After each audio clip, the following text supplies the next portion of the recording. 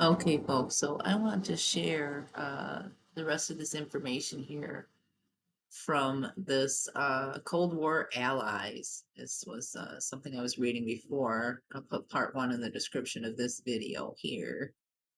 But it is 50 years of the CIA, Central Intelligence Agency, 1998, written by Kevin C. Ruffner. Cold War Allies, the origins of CIA's relationship with Ukrainian nationalists. And if you go back and you watch that video, you will see that we left off right in here where we were talking about a character by the name of Stefan Bandera.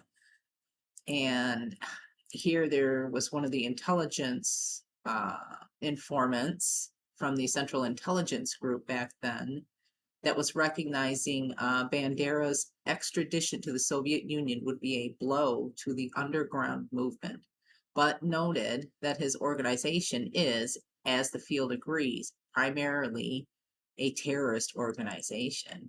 So they were talking about his extradition and his arrest, and they were ultimately saying that anybody, him and anybody associated with him, should be arrested. And I'll read this last part here just to get caught back up to and reiterate where I had left off before. So it says, the case of Bandera's extradition and our part in it brings to the fore the whole Ukrainian problem.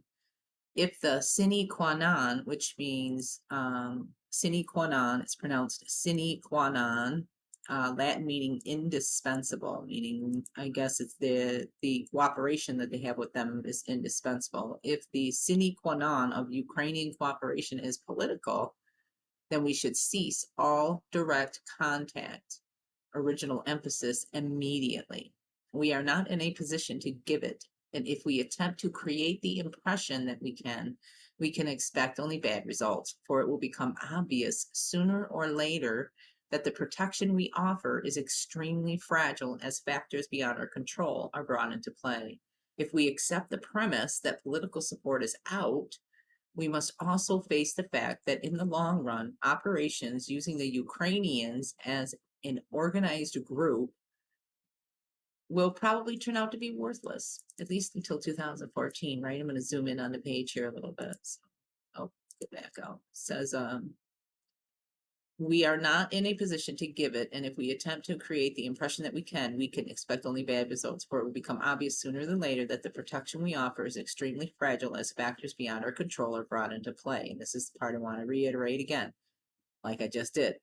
If we accept the premise that political support is out, we must also face the fact that in the long run, using the Ukrainians as an organized group will probably turn out to be worthless, simply because without political support, the Ukrainian nationalist groups will be decimated by Soviet pressure and demoralization. It is therefore difficult to see the Bandera problem as really significant. The effects of Bandera's arrest will only be to precipitate an inevitable development. So there's no point in bothering with him. He's busy. He's giving us something to do there too, right? The day before he wrote this memorandum, Rositsky criticized CIG for failing to develop Soviet strategic Lambda targets and protested that American intelligence was over-involved in tactical operations in Europe. He was concerned about CIG's hasty exploitation of sources of opportunity, especially anti-Soviet immigrants from the USSR and satellite countries, to the exclusion of actual penetration operations. He called for a concentrated American effort against the Soviet Union and a reduction of CIG's exploitation of such organized anti-Soviet groups as the Ukrainians, Georgians, and Balts for penetrating the USSR, which involves dangerous security and political hazards. Rositsky's arguments apparently were persuasive, for by the spring of 1947, Munich base had orders to stop its work with the various immigrant groups, especially the Ukrainians, and concentrate on other targets. The new chief of the Munich operations base ceased contact with the Ukrainians, and CIG turned over Ivan Khrenyuk and Mykola Lebed to the U.S. Army as sources. Interesting, huh? SANAC 395. In December 1947, the National Security Council issued NSC 4-A, which had important consequences for CIA in general and the immigrant programs in particular. NSC 4-A gave the DCI responsibility for conducting covert psychological operations. Dun, dun, dun. This meant that the CIA could now take the offensive in ways not possible previously. Before NSC 4-A, the Central Intelligence Group tried unsuccessfully to use emigres to collect intelligence.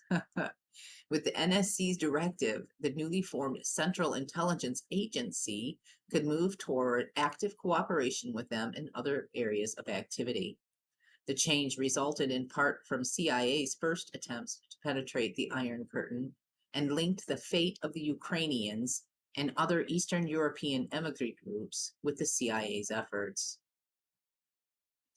And these are reference points. You can look them up. You can pause the screen and you can look up these different reference points if you want.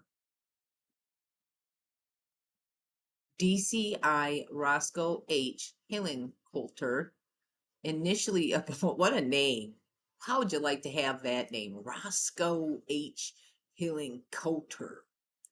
How about that? Initially opposed the employment of immigrant groups despite the pressure from other federal agencies, including the State Department and the Army. In early March 1948, Frank Wisner, a former OSS officer and a member of the State Department's policy planning staff, proposed that the State Army, Navy, Air Force Coordinating Committee, the SANAC, form an ad hoc committee to explore the use of Soviet exiles. Under the authority of NSC 4-A, SANAC took up Wisner's proposal and circulated his paper, Utilization of Refugees from the Soviet Union in U.S. National Interests. Well, that's interesting. As SANAC 395 on 17 March 1948, again, another reference close to my birthday, which is on the 18th of March. I mean, much sooner than I was born, of course. But still, the synchronicity with some of this information that I come across as I'm reading them is just very curious to me. On 17 March 1948, shortly afterwards, SANAC's ad hoc committee, comprising members from state, Army, CIA, and other agencies, began considering the paper and its recommendations. Wisner proposed in SANAC 395 to increase defections among the elite of the Soviet world and to utilize refugees from the Soviet world in the national interests of the U.S. Okay. So in other words, go over there to the enemy and find the enemy's enemies and recruit them, right? After you've made them desolate and, desperate, right? The paper noted the great dissatisfaction of many Russians since the Bolshevik Revolution in 1917 and the growth of Russian anti-communism during the German occupation in World War II. Wisner believed that at least 700,000 Russians were scattered in European DP camps, which DP means displaced persons in military jargon. Let me repeat that. 700,000 Russians were scattered in European displaced person camps and elsewhere. This figure, Wisner claimed, represented the potential nucleus of possible freedom committees encouraging resistance movements into the Soviet Union and providing contacts with an underground. Again, exploiting desperate people in another country. The enemy of the enemy is the friend of your enemy, and your enemy is your friend. Something like that. Maybe no, it's you keep your enemies closer than your friends. Anyway, according to Wisner, the United States remained ill-equipped to engage in the political and psychological conflict with the Soviet world. And the Soviet satellite areas like the USSR are tending to become a terra incognito. American ignorance of the Soviet Union in all fields and at all levels, he lamented, was profound and growing. With SANAC's approval, Wisner planned to remove present deterrents and establish inducements to spur defectors among the Soviet elite. Not just any Soviets, the Soviet elite, as well as to increase the utilization of these refugees to fill the gaps in our current official intelligence, in public information, and in our political psychological operations. The State Department requested that CIA conduct the study in accordance with paragraph 6 of the SANAC's 395's recommendations and report its findings to the committee. And now gives up a reference point here. State, Army, Navy, Air Force Coordinating Committee 395. You can research that if you want. Utilization of refugees from the Soviet Union and U.S. national interest, 17 March 1948, located in Scholarly Resources Incorporated, National Security Policy of the United States.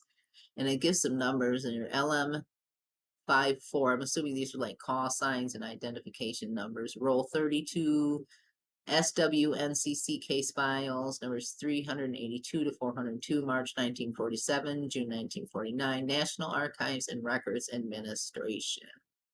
So then this one here says W.A. Shulgin, Acting Secretary, SANAC, to members, 18 March 1948. Again, my birthday, weird synchronicity. SANAC 5983 LM 54 Roll 32 National Archives. So this is a reference point. So you could probably just do a basic search yourselves, or I could do another video showing that additional information too. But I want to continue with this and finish up this. Captain Alan McCracken. There's another fancy name, Alan McCracken. How'd you like that, Captain McCracken? Oh my goodness, that's too funny. Captain McCracken, USN, CIA's Deputy Assistant Director for Special Operations, or DADSO, served as the agency's point of contact for SANAC 395. He expressed reservations about the overall value of Soviet defectors and rejected most of Wisner's proposals. McCracken criticized the State Department for advocating a social science institute composed of refugee and American scholars for the purpose of doing basic research studies on the Soviet world. Interesting. A social science institute. McCracken considered this proposal nothing but expensive hot air, just as he rejected bringing Russians to the United States. Hey, this guy sounds all right to me then. I do not think any social science scholars will do us a particular particle of good. We have too damned many of this type of faker in the U.S. already. Wow. This McCracken guy sounds pretty interesting. I do not think any social science scholars will do us a particle of good. We have too damned many of this type of faker in the U.S. already. Yeah, they're still here, buddy. Some odd years later. DCI Hillenkoetter provided his own comments on SANAC 395 to the National Security Council on 19 April 1948. The NSC had asked whether the mass of refugees from the Soviet world, now in free Europe and Asia, can be effectively utilized to further U.S. interests in the current struggle with the USSR and whatever may eventuate therefrom. The DCI judged the exiles practically useless in peacetime, but potentially valuable in a war. Hillenkoetter noted that in the event of a conflict with the USSR, the United States would have a critical need for thousands of these emigres as propaganda personnel, interrogation teams, and sabotage and espionage operations and administrative personnel. Let me repeat that. The United States would have a critical need for thousands of these immigrants as propaganda personnel, interrogation teams, and sabotage and espionage operations and administrative personnel. Well, would those be agent provocateurs, maybe? Thinking so. Okay, yeah, sorry. I'll probably edit that out. Anyway, the DCI recommended no organized utilization by the US government of large groups or the mass of Soviet immigrants, but proposed that the State Department screen all refugees from the Soviet orbit and prepare a master index of names, residences, and occupations. How about that? This screening, Hilling-Coulter noted, must include the object of isolating persons who are suitable for direct use in intelligence purposes as distinct from merely furnishing miscellaneous information. So they got a good foothold over there with, prior to NATO being formed anyway. This was in 1948. So NATO wasn't formed until 1949. So it kind of seems like maybe NATO, that's like the breaking ground for NATO, right? As a result of Frank Wisner's SANAC 395, CIA undertook another study of the various immigrant groups in Europe. Zsolt Orati, which was mentioned before, and Boleslav Holtzman had moved on to new assignments, and with CIA's Office of Special Operations in Germany, now had the responsibility of assessing the Ukrainians. He completed his report known as Project Icon in October 1948, again, just prior to NATO. The report drew from an updated Arati's earlier December 1946 work on Ukrainian nationalism. Like Arati, he evaluated the Bandera and Melnik factions of the OUN, the UHVR-ZPUHVR, and the Ukrainian National Republic, an older immigrant group in Western Europe, to determine which organizations, if any, deserved CIA support. He based his conclusions on the files of the Army Counterintelligence Corps in Munich and CIA records. He thought ZPUHVR the best group for CIA's purposes because it ostensibly had the support of both Ukrainians at home and in Western Germany. ZPUHVR leaders have demonstrated that they are not interested in personal gain or profit. The group practiced good security measures, and the ZPU-HVR has kept itself morally and politically uncommitted and uncompromised over a period of 3 years. Recognized that it was particularly difficult for any immigrant group to avoid the ever-present Ukrainian fractional strife. The support for the ZPU-HVR signaled a major change in U.S. intelligence activities directed against the Soviet Union. With the authority of NSC 4-A and the impetus of SANAC 395, CIA officers in Munich now eagerly sought to work with the Ukrainians. Richard Helms, chief of Foreign Branch M, cabled Munich on 3 December 1948 to ask if Chryniok and ZPUHVR could provide volunteers for courier missions under American control. Best approach these groups, Helms advised, stating our aim as rendering assistance to dissidents rather than purely intelligent purposes. Yeah. This gives a little bit of information about that character there. You can pause it on the screen and look up some more information here. You can look up Project Icon. The first US sponsored airdrop in the Ukraine. Center in uniform, the aircrew members and Ukrainian personnel, September 1949. So I'm guessing that this was the pre-state and pre-ground and staging area for the whole NATO thing too, right? He managed to convince both Chryniok and Lebed in January 1949 that the United States now planned to cooperate with the ZPU-HVR to send couriers, the so-called apostles, interesting nickname for this group, to Ukraine. By early February, he cabled Washington with the news that our relations with ZPUHBR have greatly accelerated at our initiative. Both Havas and the Caparison Kliniak agreed to turn complete operational allegiance of ZPUHBR over to MOB, Munich Operations Base. They discussed Ukrainian requests for support and other details concerning the commencement of operations. After reviewing previous missions, only one courier had arrived in Ukraine from Germany since 1946. Admitted, transporting the apostles and several radios by air to be dropped by parachute offers the only solution with good possibilities of success. Interesting. Nevertheless, the challenge ahead of OSO was daunting.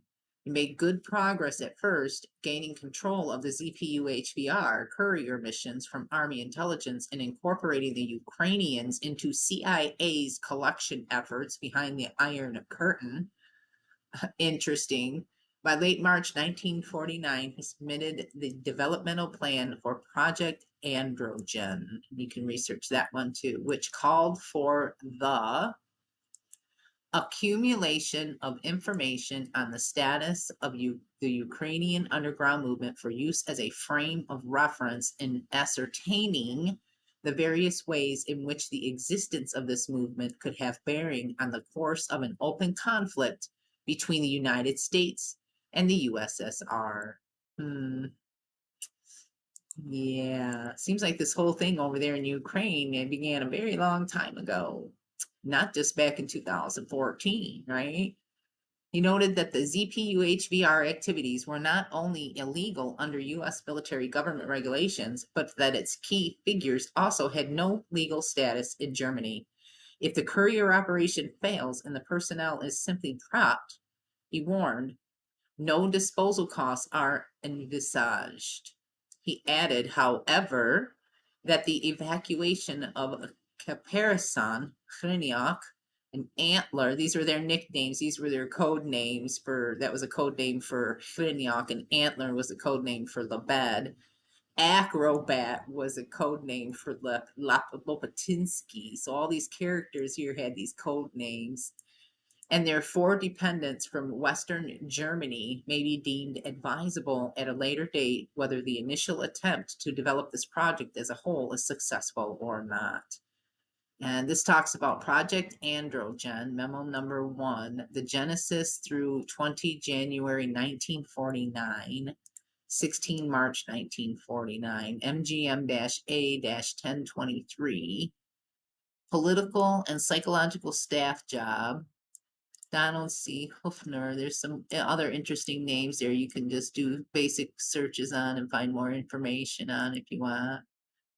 Yeah, your progress report on Project Androgen is regarded here as excellent and exactly the type of report we like to receive on such operations. Project Androgen. Yeah, you can look that up if you want.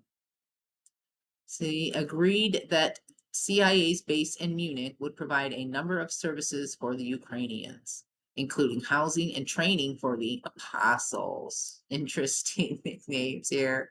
The agency likewise would replace ZPU-HBR's funds that German border police had confiscated from the couriers when they entered the country.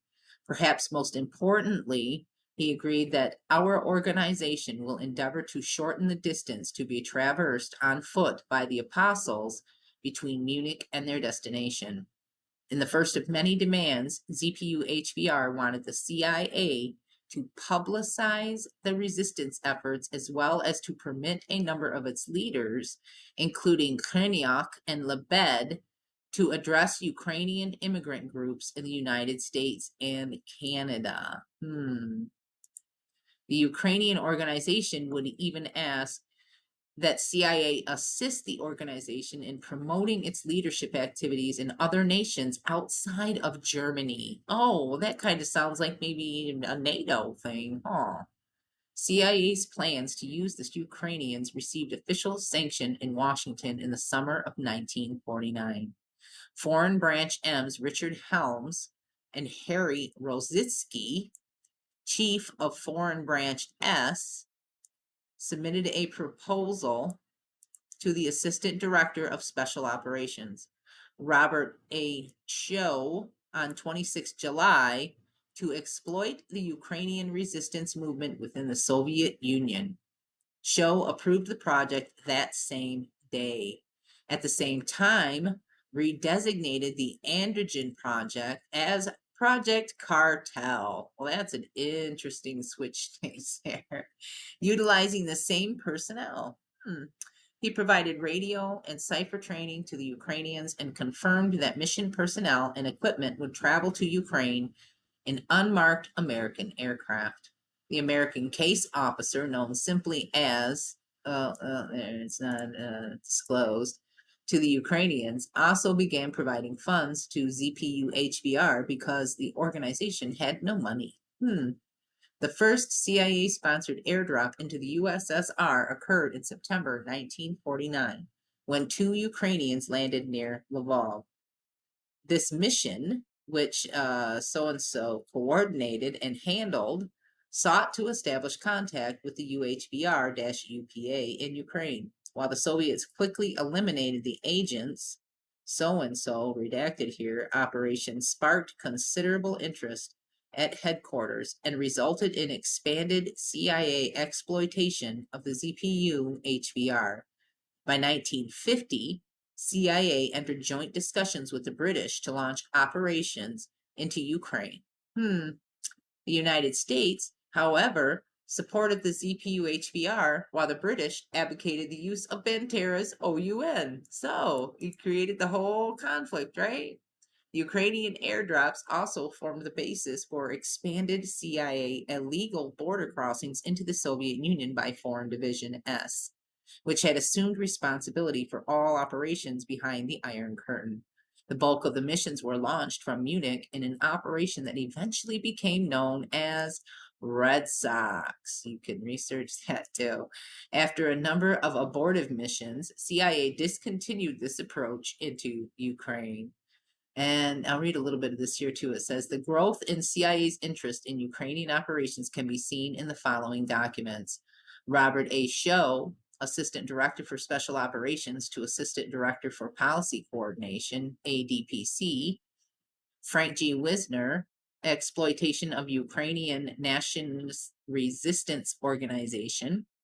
22 December 1949, Political and Psychological Staff Job. Chief Programs and Planning Division, use of Ukrainian partisan movement against USSR, undated signed agreement for joint OSO OPC exploitation of ZPU HBR/UHBR. Yeah, so there's a lot more reference points here. You can pause the screen and try to see, or this PDF file is uploaded onto my locals as well, which is available for anyone. It's open to anyone who is on locals. So let's see, where was I? I was leaving off here. CIA discontinued this approach into Ukraine after 1953. The agency, however, maintained an operational relationship with the Ukrainians that proved to be not only in its first, but also among its most resilient projects with anti-communist immigrant groups.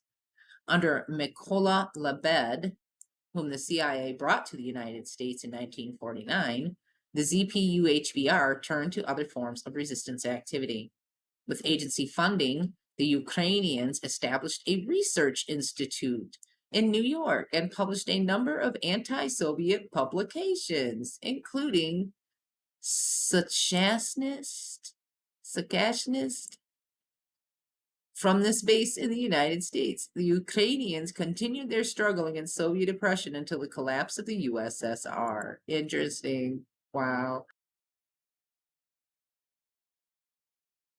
A curious anomaly. CIA's reluctance to use East European and Soviet ethnic minorities as intelligence sources and operatives had waned considerably as the 1940s grew to a close. NSC-4A was one reason. Another was the growing fear in Washington that World War III was imminent. Oh my goodness, yeah. They've been planning for World War III for a long time, huh? Since the end of World War II, they needed another reason, right? Although initial attempts to use immigrants as sources of foreign intelligence failed, NSC or A, hang on, I gotta see what is flying over us right now.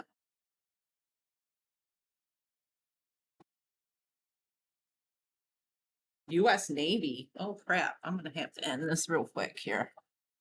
US Navy is flying over.